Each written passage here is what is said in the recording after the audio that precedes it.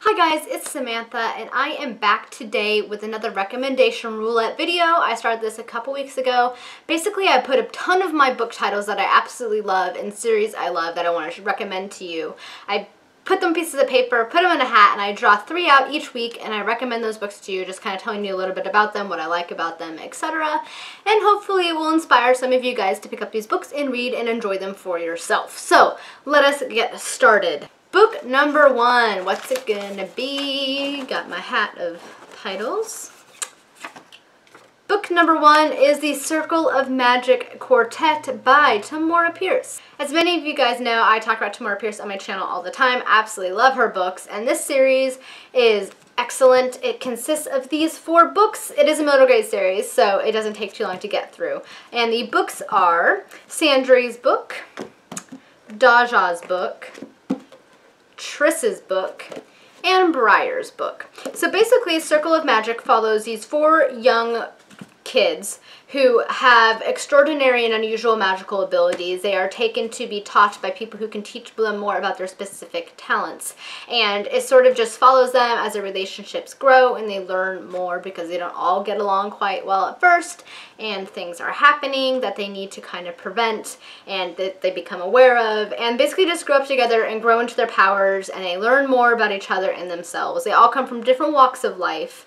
They all come from different backgrounds, and they all have different issues they need to work on, and basically they live together in this house and they learn. And it's just a really good series, as per Tamora Pierce's usual. She's an excellent writer. She has a lot of strong female characters. This is one of her book series in which there is in fact one male character, Briar, that she examines, because most of her books they're usually focused on female characters. The books all, of course, focus on one of the particular characters that are in the series, one of the kids in particular. It is more centered on their story, and the events sort of have to do more with them than the other 3, but they're all there to support each other.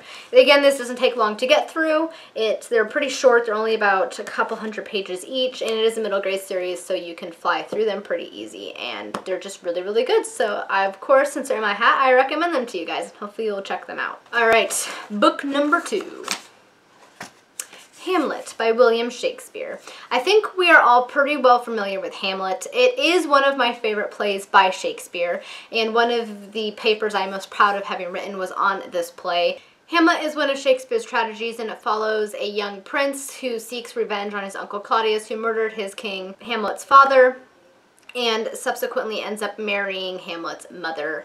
It is one of my favorites of Shakespeare's plays. I just found it really interesting. I just liked I just like the story. I think that Romeo and Juliet tends to get a little overhyped. It's actually one of my least favorites of Shakespeare's plays, although keep in mind I've only read 3 or 4 of his plays. So of the ones I have read, Hamlet is my favorite. I find the story interesting and the character of Hamlet to be a really intriguing character. So if you're wanting to get into reading some more Shakespeare, perhaps his tragedies, then I recommend starting with Hamlet over Romeo and Juliet if you haven't already read Romeo and Juliet. All right, book number 3, the final one. What's it gonna be?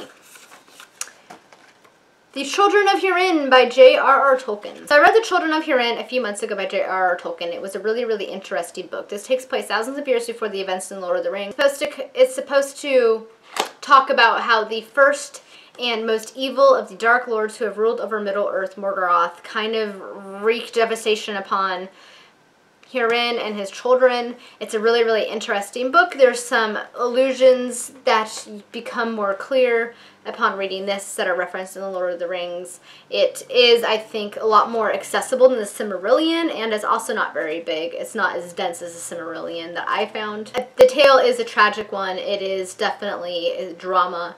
It is sad, but it's really good, and it's really interesting seeing this perspective of Middle-earth thousands of years before the events in the Lord of the Rings and The Hobbit took place, and to know that there was somebody that was more evil than Sauron even was really, really interesting, because what Morgoth did to Hurin and his children was truly, truly terrible, and in some ways definitely worse than anything that Sauron did. So if you're wanting to read more about J.R.R. Tolkien and delve more into his world of Middle-earth, but you find the Silmarillion to be a bit daunting, then I suggest that you start with the Children of Hurin, because I found it to be a lot more accessible than the Silmarillion, which I tried to read, I think, when I was like 14 and put down. I want to read it, of course, eventually at some point. I think that if you're a huge fan of Tolkien, you should definitely attempt to tackle that at some point in your reading career.